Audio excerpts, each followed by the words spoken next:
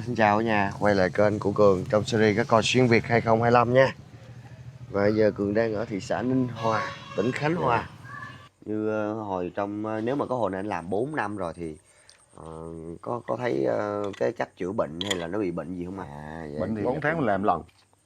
Vậy mỗi lần vệ sinh vậy là nước mình bơm ra mình xay vô là khoảng bao nhiêu % anh? Vậy là cái lọc mình có làm sâu hơn không anh hả? Không, cũng bằng đó luôn à. À bằng luôn.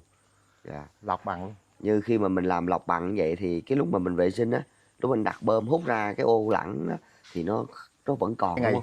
3 ngày là mình bỏ cá luôn. 3 ngày là mình bỏ cái.